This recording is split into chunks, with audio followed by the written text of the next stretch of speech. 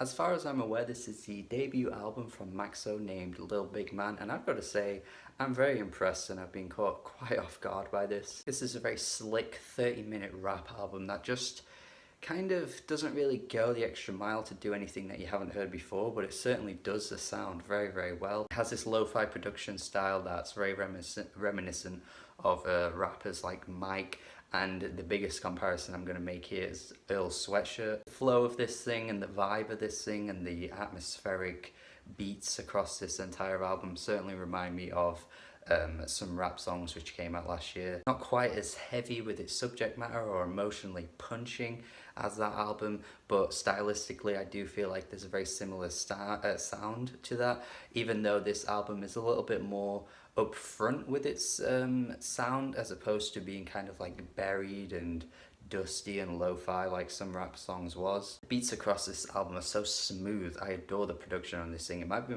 even my favorite part of the album, to be honest, even though Maxo himself is a really good rapper. The rapping across this album is certainly good. I do think that the subject matter isn't the most I guess detailed part of the album. Like, I do feel like more of the emphasis went on the production, to be honest, as opposed to the subject matter on these songs, like the closing track, for example, where he's talking about how he needs to get money to basically survive, which isn't necessarily wrong, and it's pretty much the attitude you should probably take to survive in life, but it's just pretty typical. There's nothing really being said here that you've not heard before, and it's not really being said in a particularly interesting way either. I do think his flows across this album are fantastic, like on Headphones and In My Pennies are definitely the major highlights, and also the lead single leading up to this album, Time too. I do like the rapping on Time though, where he's talking about how throughout his time in life he's seen so much shit go down. People die, people get killed and shot for fake shit, things that aren't even true,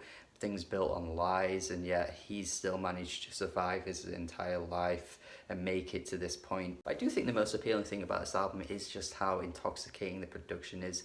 It's so hazy at times. He has this slurred, lazy delivery that also has this like coolness about it that I think is really appealing. I find him to be so carefree throughout the album, and it just matches the production style so perfectly for me. The warped and jazzy soulful sample that's used on No Love is absolutely gorgeous. The way this is chopped and like messed with, it just provides such ear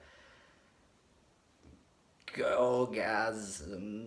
Oh yeah. And that snapping beat on fucking Kinfolk, and the way he comes through with his delivery on this one is so damn good. So yeah, I think this is such a great listen. I want to press play every time it ends because it's such a short, succinct length that I think is perfect, really. I think if you're a lyrical hip-hop head and you prefer your Billy Woods, that kind of thing, then this might not be for you, because like I say, the lyrics are probably the least essential part about this album for me anyway. But look, if you want amazing production and fantastic beats and great flows and deliveries throughout, this is the album for you. For me, it's an 8 out of 10. So far, this is a hip-hop highlight in my opinion for the year. But let me know your thoughts if you've heard it as well. Thank you for watching. Check out this album. I think it's worth your time. Subscribe if you haven't already. Goodbye. Bye.